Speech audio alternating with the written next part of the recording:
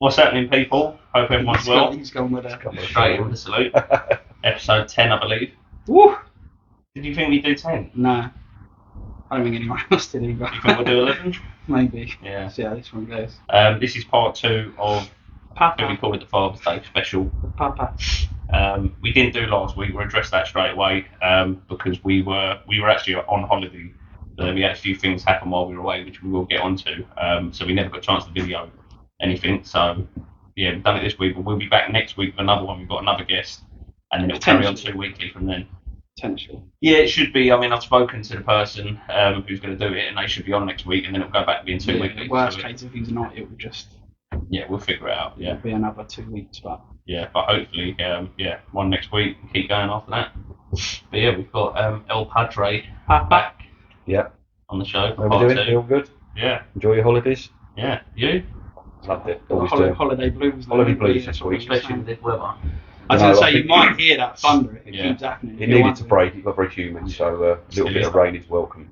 That's bad, isn't it, that we just, as Brits, go, well, we had 2 days of okay sun there, so a bit of rain would be nice now, because we don't want to dry up completely. Yeah, I work with we need something to complain about, though. Yeah. I worked with a guy, and he said, I think it was from Portugal, and he's like, all you talk about is the weather, you English. I mean, that's because you'll get so much of it, and it changes so much. Yeah, we get it all. I've had all 4 seasons in a day before, on a job, on Astound. I've done that. Cleaning windows, yeah. Well, we had it in Scotland. We lived in Scotland for a while, and it was southern Scotland, Coolbury, which is just above Wales, the bit that hangs over. And in the morning, it was absolutely gorgeous, and we had a paddling pool with quite a nice garden. I got the paddling pool out in the garden, and you were out, and we had a picnic lunch. And then by lunchtime, it got a bit windy and a bit grey, so we had to come back inside.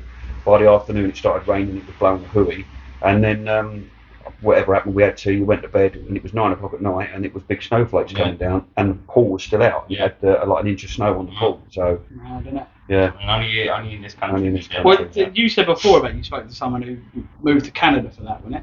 He said he couldn't go somewhere without the seasons. Yeah. But obviously Canada are the same as us, but on another level. Yeah. They get like extreme. All 4 like I can't remember who you said. I just remember talking to you before. As a guy I was working with, But he said he wanted to move away, but Canada was a perfect place because you get good sun, but then you get a really heavy winter. Yeah, I had a friend who emigrated to Spain as well, but he used to come back for Christmas month, A, because he had grandchildren, but B, he liked that coming back in the cold weather for a little bit of time. Well, Craig done it when he went to Australia. He said that's the weirdest Christmas, because he was with his missus over there at the time at their house, but obviously it was like sunny. He said so he woke up Christmas Day and sun's out, and don't really have like a Christmas dinner and stuff. Spirit. No, it's weird. Spirit. Yeah. Which I hate, by the way. Do you? I hate Christmas. I love Christmas. We can't talk about it. I'm not going to get onto Christmas on the June podcast, but once this rolls around to Christmas, we'll get onto it. Yeah. We'll definitely talk and you'll about get loads of hate. I'll come back dressed as Santa. Yeah, wherever you want to say. That'd be great. Yeah. We should definitely. I'll grow the beard out a bit with more. The Christmas special. If you want that Christmas special, I'll have a Christmas special. I'll grow the beard out a bit more. Do you know what? I'll even commit enough that we'll dress as elves. No. If people want it.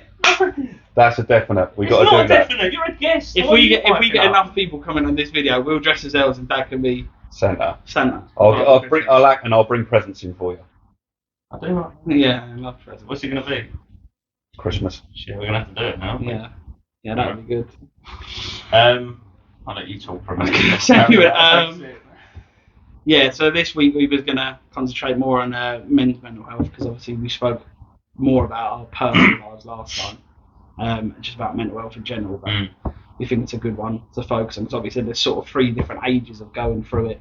Yeah, with different lives. Same age, no, you're older, you're nearly 30, so yeah, I think it's that out, don't worry. Acting like you're that good at editing. We struggle getting the beginning and the end, let alone bits in the middle. Move on. But yeah, so we thought it'd be a good idea just to focus, because we've all had different lives at the same time. And obviously said about doing our research and find some handy places.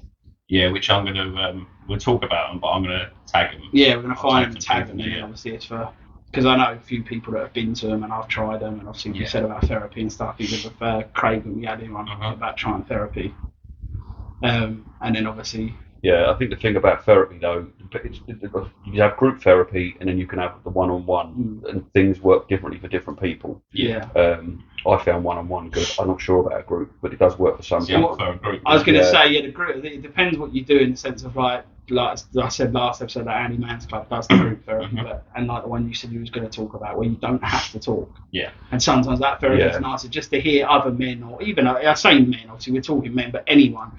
But if you was to do a group, even mix, it's nice to hear other people going through them issues. Yeah. So I was looking this week about charities and mental health things, and there's one that's I'm not sure if it's nationwide, but there's quite a few of them down here, and some in London and a bit further up. But it's called Men Talk Walk. And they meet at different places, normally in a park or a nice area that you can walk around. And the walks are normally about an hour and a half. They have a starting point that you assemble at a certain time. They have a website which I looked at, which is quite a nice little website, and it tells you, they've got a calendar on, and it tells you different areas and the dates that they're doing. And they're not all the time, but mostly they're weekends, but there are some midweek ones.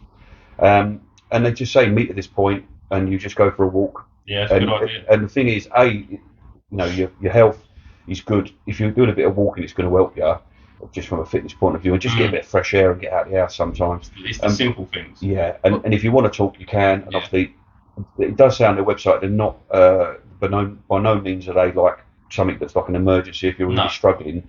But they're just more of a hobby. Yeah, it's a service thing that you could just turn up. And there's a lot of people you don't realise they lose their friends over their mental health. Whether that's themselves not wanting to talk and pulling themselves away, or obviously upsetting people and then having to suffer their consequences. It's a place you can go and meet people. I've made now some of my best friends through going to these sort of groups and things like that, because obviously you meet people in there, and there is sort of different chapters to your life. Where I had great friends earlier on in my life, in my drinking days, that I still have a lot of respect for, but I don't see as much anymore, because that was that chapter of my life. And now that I'm not drinking anymore, obviously we're on different paths. So now I've discovered new people for this new chapter, and then they become closer friends to me because it's much more relatable.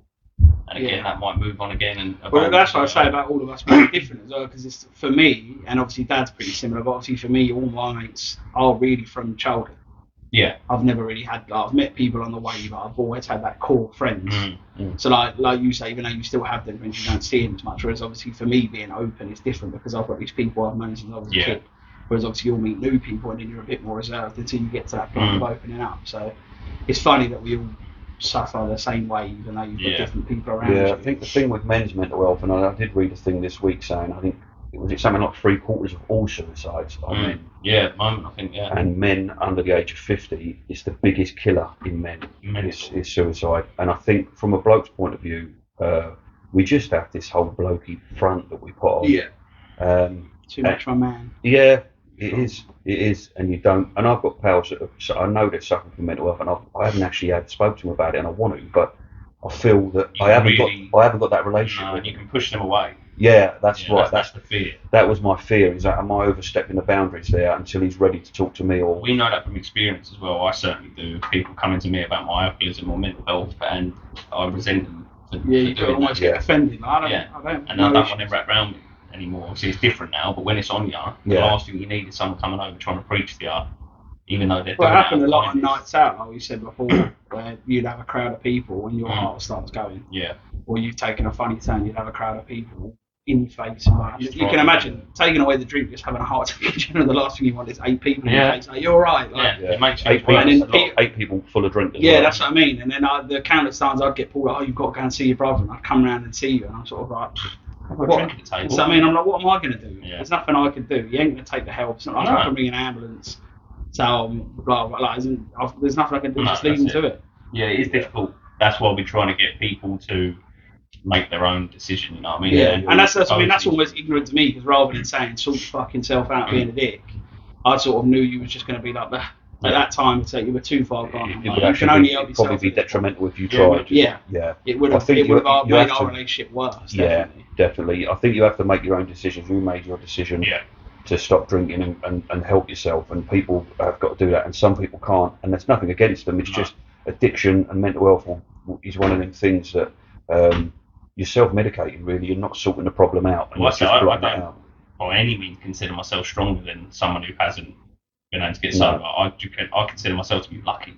Yeah. You know what I mean? It worked for me. I had that, as they call it, the gift of desperation. I was lucky enough to have that moment, and lucky to have the people around me to help, and the programs that are around to help, and sort of program recovery that I've stuck to, Mm. and it's hard work every day. Yeah. I have to keep doing. Like, it's not just a cure Yeah. that sort of solves it. And then Well, it's funny that we went away and was talking about the drinking up there. Yeah. As far as John. It's the culture as well in this country. It's almost like a pat on the back, a rite of passage. Come on, get it down, your boy. You've got to be seen to be, and it's just, yeah. I had that sort of in me of wanting to impress you with my drinking, And you never made me. No, and I did with my dad. Fucking prove to me that you're a man. Yeah, that never happened. Yeah. Whereas I almost had the opposite. That's what's funny. Yeah. You felt I need to impress Dad, and for me, it's sort of like never even thought about it. Yeah. It's not something in my head. I'm like, let me go out with Dad and see how much I can drink. Yeah. Sort of, there is a drinking culture in Britain, which is just not good, really. And people buy into it. Yeah. They want to just get bang on it the weekend. Which people think aligns with whether or not you're a man. Yeah. Like, they go hand in hand. If you can drink, then that means you're more of a man, and that's a good thing. And that's where that blokey And what thing you comes drink, in. That's where that bloke, you can't show weakness. No. You can't show that if you had a pal that come in and go, oh, mate, I'm 2 halves of lager and that's me, I'm done. But he's a sound lad. You have that respect for him. But then I think you do now. I don't think younger people do. But it's funny you say that. We was chatting at work because Connor had his little brother in, and he's 16, 17, whatever, and we were saying there's like this weird turning point that when you're a kid, you're a lot more open about how you feel. Yeah. You'll cry, you'll be upset, you show your emotions. But you worry too much about being cool and being popular and trying to fit in. But we said there's this turning point where you stop giving a shit about the being cool and being popular. You just live your life and you like what you like. You're very open about it. But then you become more reserved. Yeah. As far as emotions. Yeah. So it's like you almost open this whole new side of like, I'll listen to whatever I want to listen to. I'll watch what I watch. I'll dress however I want to. I don't give a shit what people think. And then they'll go, yeah, but how are you feeling? You go, I don't talk about that. Yeah. So it's like it's this full just 180 that happens at some point in your life. It's almost like early 20s. You become a man, but then your emotions just get crushed. Take on that persona of what. That's when you become a bloke. That's when it's almost like, no, I'm a man. I'll do what I want. And then you've got social media on top of that. Yeah. You've always had what you're talking about, but on top in this generation. There's a spotlight on it now. Yeah, there is, and how you're perceived by other people. So talk about, like you just said, that mental health has always existed. It's just that people didn't really know about it. People were uneducated to it. Yeah. So there wasn't really diagnosis and things like that back then. You were just told to sort of get on with it because people didn't understand. It's not necessarily their fault, but nowadays, because there's been more research and looked into, people understand it a lot better. Well, imagine even for you would have probably been ignorant to people in the That's what I was past. gonna say. Yeah, definitely. Where you've gone, why is he being such a man? I don't understand what she's talking about. So mental health when you were growing up, that obviously still existed. What was it like back then, as far as people not understanding? Was it mental health? It wasn't called. Wasn't called that. No. And that's the thing. He's loopy. He's Didlo. Yeah. He's what's crazy. You did have that when people had a breakdown or always cracked up. Geezers cracked up, and and you'd almost pulling away cracked geese like it was a fucking disease. Yeah. There was no help in it. It was just like, I don't want to have to do it. Yeah, and I think over the years, National Health and caregivers, they understand it now, and you have these people that they've looked into it, and they have different. Now there's so many different types of mental health.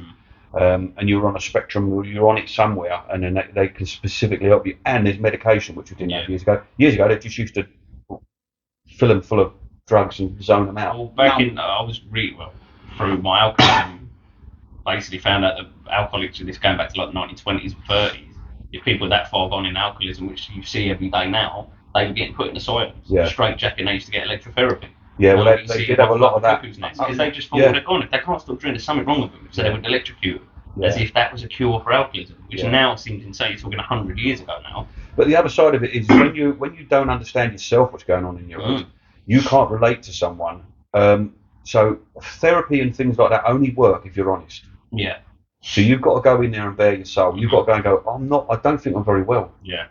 This happens to me, and you've got to be totally honest with it. And then they can work with you because they can only work with what you tell them. Yeah.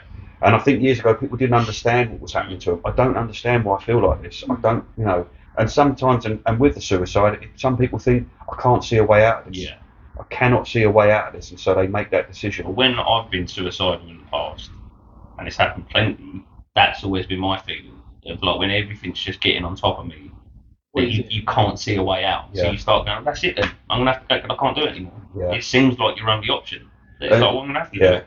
And everyone has them days when you can't pull yourself out of bed. You just go, oh, I don't know if I can do this today. Yeah. And I know I've been there where I've gone, I don't know if I can get dressed today. Yeah. I just feel drained of what's going on. And you wake up and then whatever's going on in your life suddenly hits you. It's that few seconds when you first wake up and then suddenly it's like everything just rushes into your head what you've got to deal with on that day, and you just go, I don't know what I'm going to do today. But you do. It's twisted as people though, isn't it? That now we know more things and have more help, that there's more people faking it. Yeah, that is an issue. You never would have had that in the past. Like you say, why would you fake it to have people go, oh, I don't want to deal with that? Whereas now you fake it, people go, oh my God, are you okay? Yeah. Time off work. And it's, it's crazy. To work. Yeah, exactly. Well, and it's just crazy to think like us well. as people are so twisted that now we've got all these options and all these things that people can go, I could get away with this, I could get attention. And that's sad. When I was young, it used to be bad back. Mm-hmm. People used to pull the old bad back thing. They go, oh, it's this, it's that, because you couldn't prove it at the time. Well, probably they do. But now with science and MRIs and all the rest of it, and they can see exactly what's going on in there, and you can get found out by that. Mental health is a hard one to diagnose when someone has got mental health. It's very especially for employers now. You can't call their bluff. It's as simple as just going and get some happy pills, as they call them. You can easily go to the doctor and go, I feel this way, and they go, this will help. Yeah, that's the trouble as well. Is they're not that quick to hand them out, but they do hand them out. Yeah, and they're not unhealthy for you in a way, are they? As in the dose they're not a cure. But I mean, as in the dose they're giving you, ain't like it's dangerous to give them out. So they can easily just go, take. If you take all of these, that's not going to do nothing. No, but they do start off quite low with their doses, and then they monitor you. The doctors will keep an eye on you and see how you're feeling. And sometimes it is a chemical imbalance, and you might need that tablet. But I think normally they'll do that because they'll figure out after 2-3 visits, they'll go, you're feeling the same as you said the first time. Nothing's changed. Yeah. You can tend to then start calling it out. You're sort of like, well, there's no way you feel that way for 4 months. Risky though. It's tough for a GP to diagnose that, because at the end of the day, they're time limited. They have you in and out, and they can, again, it's a therapy of sort, because they're only dealing with what you're telling them. So if you're going to them and telling them this, they can only deal with that. You've got to be honest about it. So we give you a lot of stick, obviously, banter-wise, for your age. Right. But in your childhood, in like all jokes aside, as far as you didn't have the stimulants that we have now, big televisions and gaming is like, the levels of gaming now is ridiculous. Big up. Yeah, with George loves. But as far as what you could do in your childhood, and again, I know that people joke about it, like you'd be out riding your bike and it being outside all the time. How do you think it differs from mental health within children? Yeah, I think it's a big difference. Social media and that. Social media, there was bullying that went on in school, but it ended at the school gates to a certain extent. But now that these kids can't get away from it, if they're being bullied, then it's a full time. It could be a full time. We were sort of right on the turning point of it. I feel like our age, where we didn't have social media. We didn't have what they had now, as far as gadgets and that, but obviously we did have a PS2 or a Sega or whatever, and like a little TV, so you would go in and play games, and then obviously once we hit like teens, then Facebook and stuff started coming out, Bebo, things like that. But I think we used to be out quite a lot. Shout out to Bebo. I know, Bebo and Pixo as well, wasn't it? But yeah, that's, I think, growing up with that. So as kids, we didn't really have. Just a shout out to the bloke that originally owned Bebo, who then sold it for a lot of money. Yeah. And then it just died on its arse. But so we had them sort of things, but I think we was out quite a lot, so we was more similar to them. But then I feel like we've suffered later on in our later teens when then it did start. I think we tried as parents to. Me and your mum both lived that life where we were outdoors all the time as kids, because you didn't have them. And I think your mum and dad didn't want you in. No. Like, get out, come on. I think even as kids we did want to be out. Well, I wanted to be out as kids. You was a bit different. You like staying and watching films and that, didn't you? But there was a time and a place for that. He would come in, but he would still go out. Darren was always out. You just wanted to play football. So we were lucky. We didn't have to push you out the door. We were quite lucky in that. We didn't get a choice as kids because there was nothing to do indoors. No. So you went out to go and see your pals. And I feel being an outdoor kid, living in London, you go to the Commons. There's lots of Commons in South London. So you just go, you get on your bike and off you go, and we go miles. And I feel that we benefited as children from that. You think it was better that way? I think There's pros and cons, obviously. There is pros and cons to it, and I would have loved to have had. I think even as a person, it's definitely, you learn how to talk to people, how to meet new people, how to deal with things. Well, I remember having a conversation with you before about meeting your friend in the pub and the amount of text that went backwards and forwards before you met them. Yeah. And would you go in at that time, or would you go in first, or would you wait for them outside? We just didn't have that, and so we would just say to your pal one week, "You out? I'll see you Saturday 8, I'll see you 8."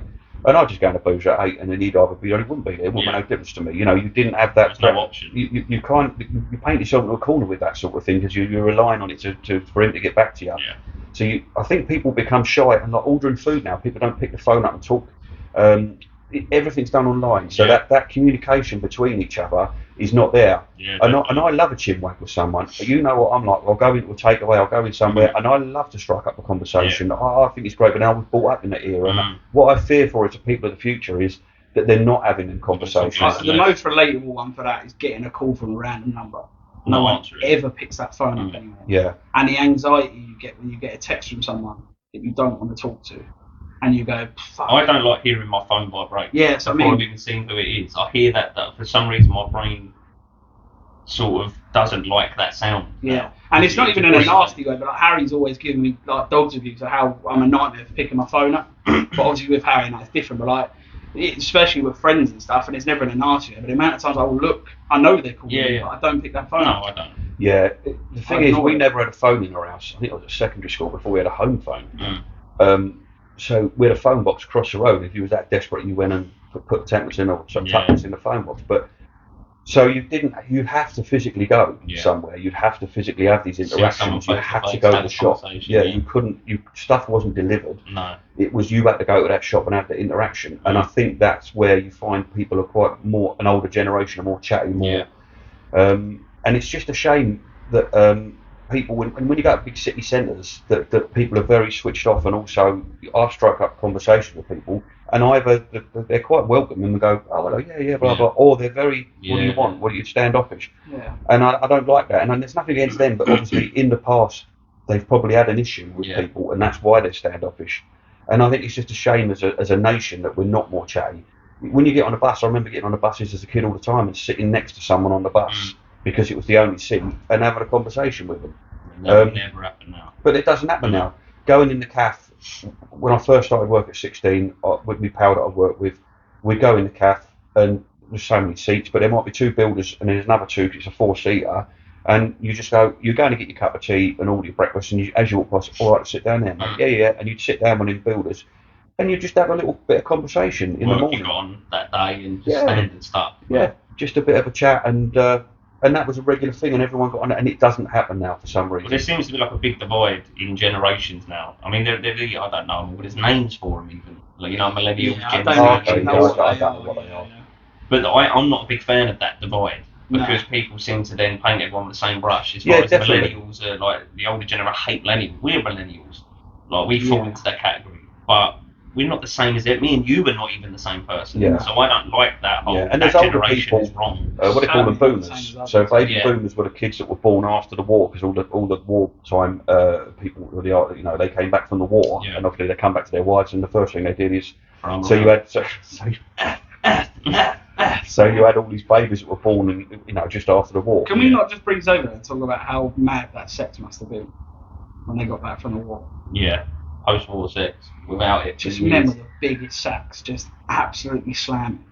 Oh, I've been away for a long time. Yeah. That's what I mean. And how much gay shit do you reckon was going on? How much what? How much gay shit? That's what I was worried you were going to bring up. That's what I was trying to avoid when you went on to that. I don't know. Do you reckon there was though? It might have been. It's not something that's happened in the last 5 or 10 years. It's been there. Yeah, but that's what I was going to say. I've seen stuff of like soldiers that never admitted it. But there's a thing at the moment because they were thrown out the army. Oh, yeah, there's a show. There's a program about it. Yeah. They were thrown out the army for it. Actually, There's no difference between that man and that man if they're going to do that job well. But you know, like obviously the common thing is like prisons. They say about stuff happening because you're in there for so long, you end up doing stuff with another man. Like some people do it with another man because that's your release. You never know if that was going on in a war, just in a bunker somewhere, and he's give him a crafty. Yeah. Not just for morale. Yeah. Dutch rudder in the line. Like, it's just two of them sitting there and goes, I'm fucking throbbing. You've got to come out. I'll sort you out quick, and then we'll go and kill these Germans. Yeah. Take the pressure off. Probably fought better for it. He's out there. But then, if you look at it like the way boxers and fighters, I know that they've sort of pretty much proved that's their myth now. Yeah. But they don't because of testosterone. But that is that's another conversation. But that has been proven to be a myth. That is ridiculous. Such 1950s. I don't think it's a sex thing. I think it's just a family thing where distraction. Yeah. The distraction of a family. Yeah. Mickey and Rocky said, the women's weaken your legs. Yeah. I'm not going to do the voice. Yeah, sorry, the pox of marriage. It's just. Yeah, that's a strange. But one. yeah, no, yeah, but it was the baby boomers after the war. Yeah. Yeah, Are you a boomer? I don't know what. I don't know what I am. Is it Gen Z or something? I don't know. I was born in the late '60s, so I don't dig into them sort of things. I think it's absolutely irrelevant. I grew up with people who are a certain way, and I've met people. You find youngsters I talk to. Some of them are old souls. I think, well, George as well, but I've always got on with any job I've gone to, I've ended up befriending someone in their 40s or 50s. Yeah. And I did, when I was younger, I always drunk with older people. And I just think sometimes you're an older soul, sometimes that's just the way you are. So it's just I don't think people should be put into categorised as it was. I think it's just ridiculous. Yeah. It's a funny one because I always see people posting about like they never expected the 50-year-old gran to be their friend at work. But it's like a common thing where they'll share it and say, I like that. I love the fact that youngsters are befriending older people. And you don't see them outside of work. It's just that work friend. But it's funny, like, if that works in work, why can't you do that? Exactly. Outside? I think they do a documentary where they put youngsters and that together, and I think it's a good thing. You have life experiences and you want to pass them on, and I think youngsters tend to write old people off a little bit too quick, and vice versa as well. Older people can be very judgmental on youngsters. Yeah, they naturally just see a youngster and go, no. That's why I don't know. It's them, like when they slag off millennials. We work with older people that can slag off millennials, and I've had little arguments over it before because it's just a ridiculous statement. They almost like even me and Connor had it yesterday because we was at that St George's, which is obviously like a big care home, and this woman come out twice to see why we wasn't working yet. Yeah. And obviously it's almost like she just had it in her head that we're a couple of youngsters and we don't want to work, we're lazy. But what she didn't know is that we had got up at 5 o'clock to go Brighton and do a load of jobs before we got there. So when we got there, that was sort of our break. We don't really take a break. Like Harry would say, we don't take a break in our job. We don't stop and have food. No, that travelling between jobs. Exactly. So when we got there, we stopped and I think we had like 2 or 3 fags just to chill, and it was obviously the sun's out and it was a lot of work we had to do, and you're looking at, but twice she come out and say that, and then when we did, she made a comment to Connor, was like, oh, you finally working now, you know? And it's almost like, why have you got... You such a stereotype. Yeah. You could have just said, how you doing? Got a lot on today, I was busy, is it? You wouldn't knock on the door and go, you put your teeth in yet? Yeah, that's what I mean. People have a preconceived idea and they're very judgmental through life experiences, and I'm not saying... Through their own insecurities. Yeah, through their own insecurities. And unfortunately, they can be judgmental and they're vocal about it, And I think sometimes you have to... when I work with people, meet people, and I'm always open... And always, you speak as you find. Don't get me wrong, it doesn't take me long to work someone out. Yeah. It doesn't take me long, a couple of conversations. And I go, like I say, I wouldn't spend my energy talking to you. You're not normally wrong.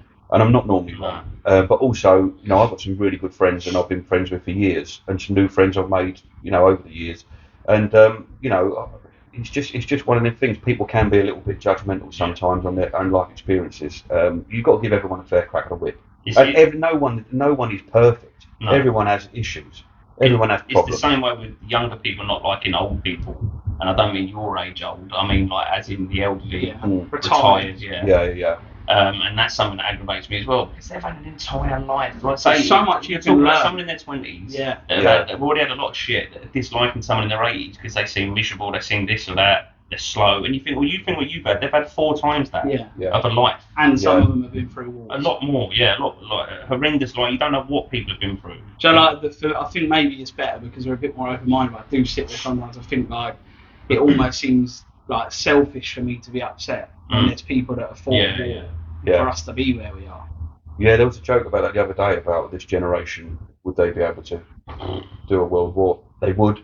Yeah, because if you forced into that situation, they would. It would be the same as back then. Back then they were forced into that situation, kids, but they had less information about war, and I think that's why people are dubious, because now we can get so much information on our phones and on the internet, and then they didn't have that information. War now would be just another thing entirely, wouldn't it? Well, I think it would end the world. It really would. But I'm using that as a thing to go to, because you do your research now, don't you? Whereas years ago you were not blinkered. You just didn't understand. You didn't know. There's no way of knowing. There's no way of knowing. You never know. All these people playing Call of Duty, you might have some of the best soldiers in the world.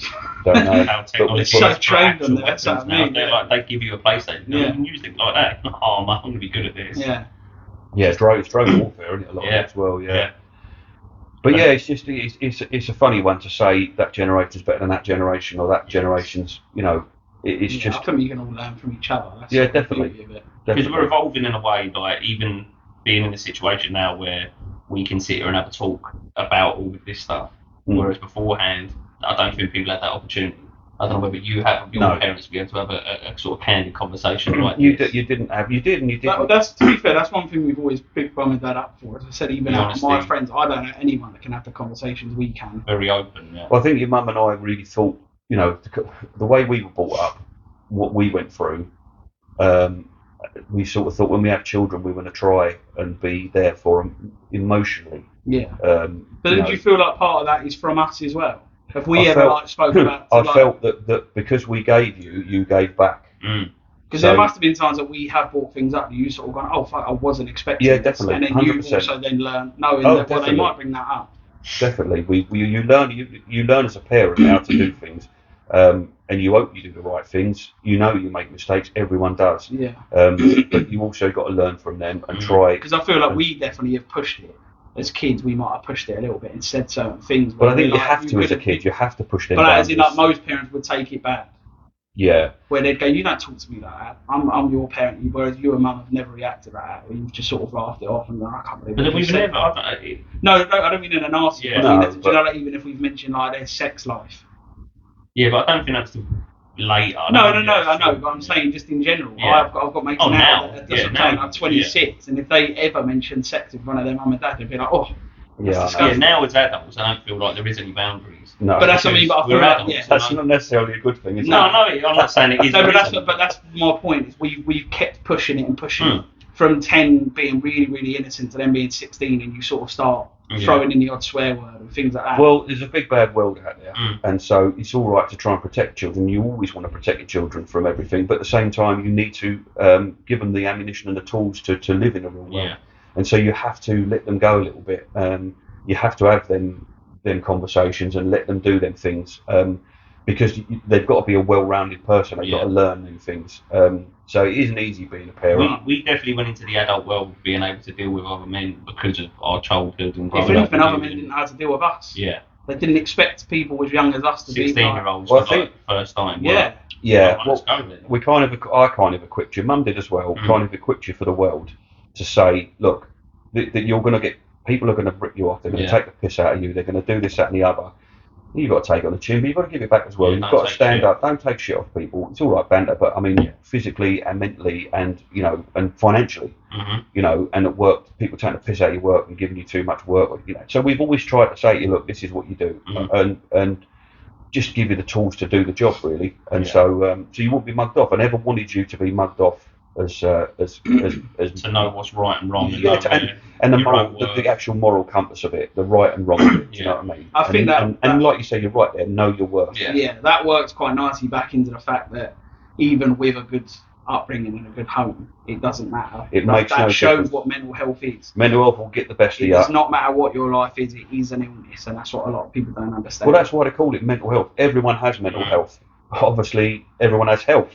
So it's at the point where sometimes you're having good mental health. Yeah. When I was doing the counselling not long ago, almost instantly she wanted to dig into childhood.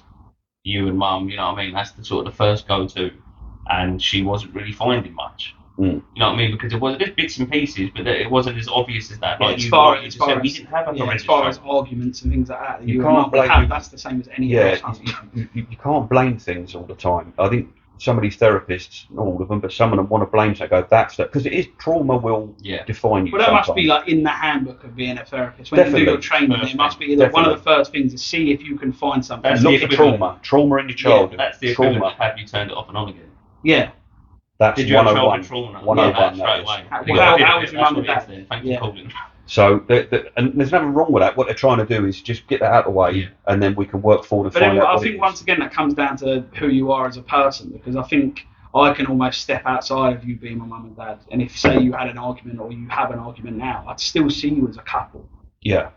I think, but a lot of people forget that. They see, well, we're a family. They don't really think about that you two have made that choice to be together. You're not stuck with each other like a family would be. Yeah. So when any couple has an argument, it's sort of like, they're a couple. They are your mum and dad, but they're a couple. Yeah. They're like And everyone's going to have their arguments. Everyone's going to have ups and downs. So you've got to deal with it as you go along and be sensible about it. But people can get very petty and spiteful, and and they have that thing where they don't want to lose. They don't want to be wrong. Stubbornness. And stubbornness, definitely. And as you get older, you realise. We both, myself and Julie, have been stubborn over the years over things because that's just it's like a human nature thing. I think you get more tired as you get older. When I'm already like that. I'm going to argue. Yeah, you definitely Even do. if I'm right, I'm just Yeah, I mean, there are points that you will know you're right, and you've got to argue it to the end. But there's also time when you go like, oh, this isn't. I can't put energy into this conversation because it's going to go nowhere. Just to win a few points in an argument, it's really not worth it in the long scheme. Unless, like you said, there is times when I will fly off the handle when someone's really wrong. Yeah, definitely. And I think, no, I'm going to use my energy. Yeah, you almost have to go hang, and I can't handle it.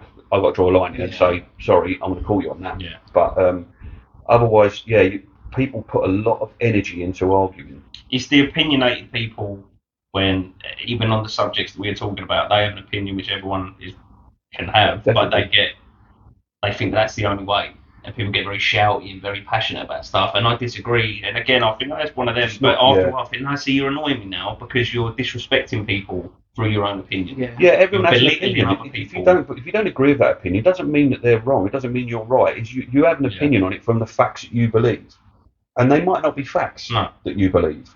And that person has an opinion on it because of what they believe. Yeah. You can meet somewhere in the middle. You can't beat them down with your argument to say, well, I'm right and you're wrong. You can beat them down with your fist. But you can beat them down physically.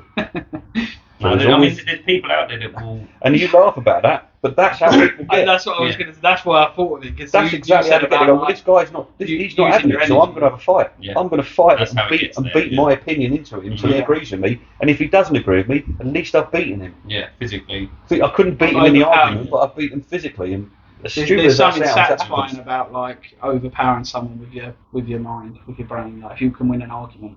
Yeah, I'd much prefer that. If you're rational about things and look at things properly, then there's so much you can do without having an argument and getting to that point. But I do feel some people are just wired that they're already looking to get to that point before they've even started talking. So there is people out there that will deny mental health.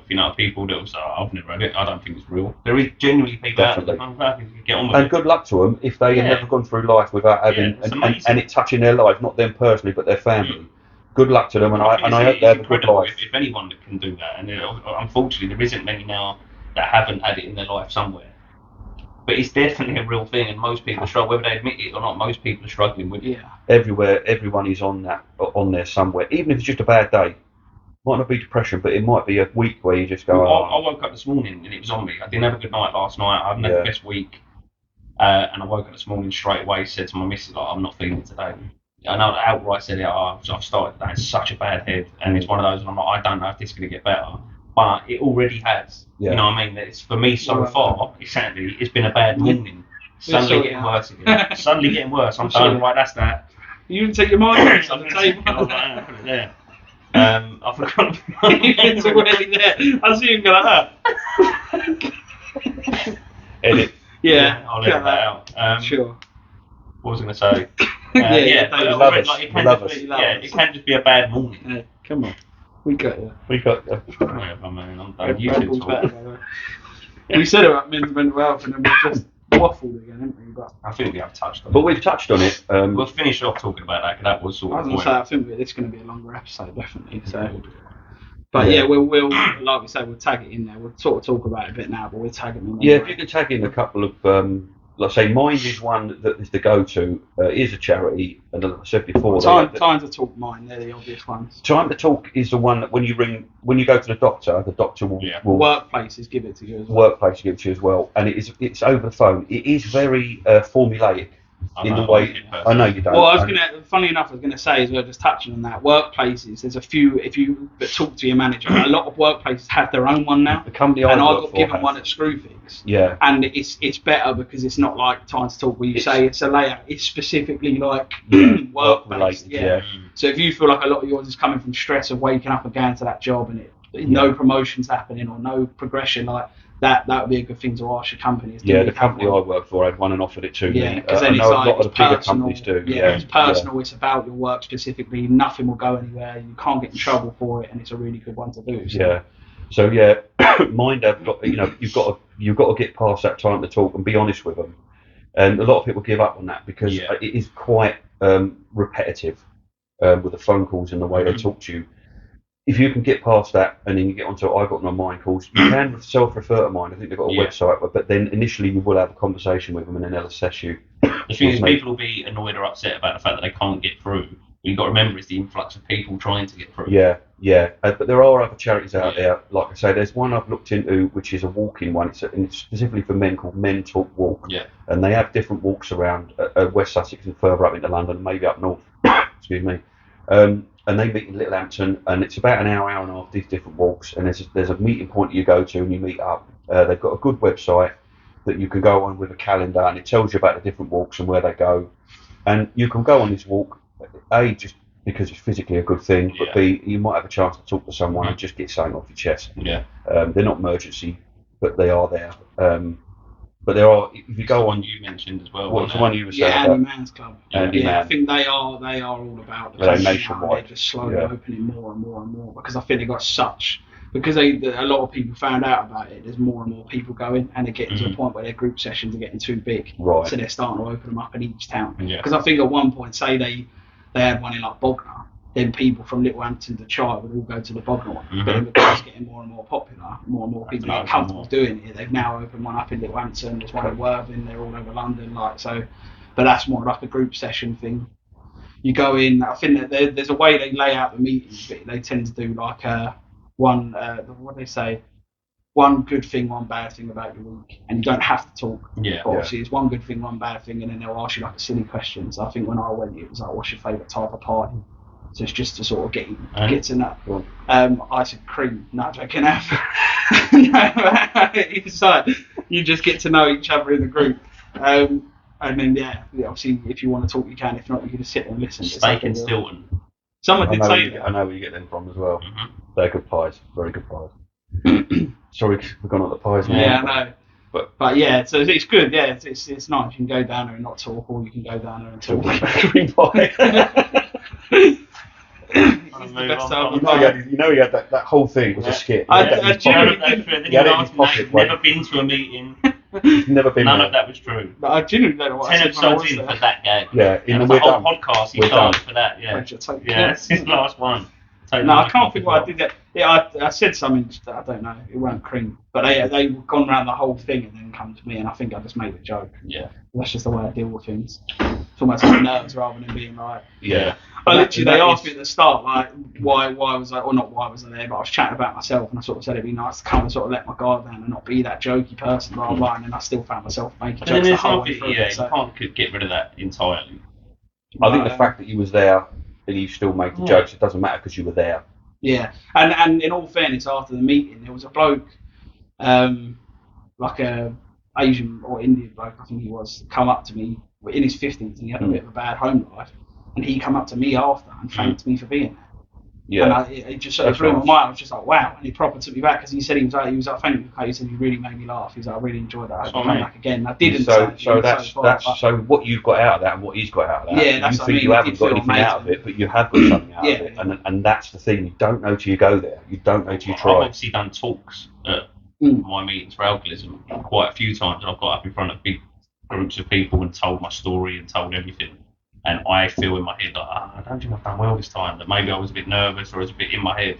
And it's not until after when you get talking to people or people talk back that you realise the effect you had on people. Yeah, and that's nice. Good to get feedback. Yeah, it's a nice thing. Obviously, I'm in there all the time listening to people, and even when it'll be the same for them. They might not realise that how is much what I was going to say. I don't know about you two, but my personal opinion on men is we definitely don't get enough compliments as people. But then we were talking before about how we don't like compliments. No, I know, but at the same time, compliments is massive to your day.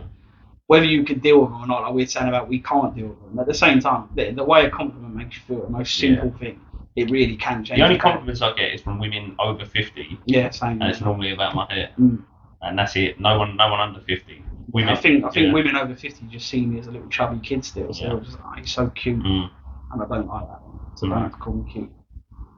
But Should we Otherwise, wrap it up on that? don't fucking call me kid. See you No, later. we will leave it there.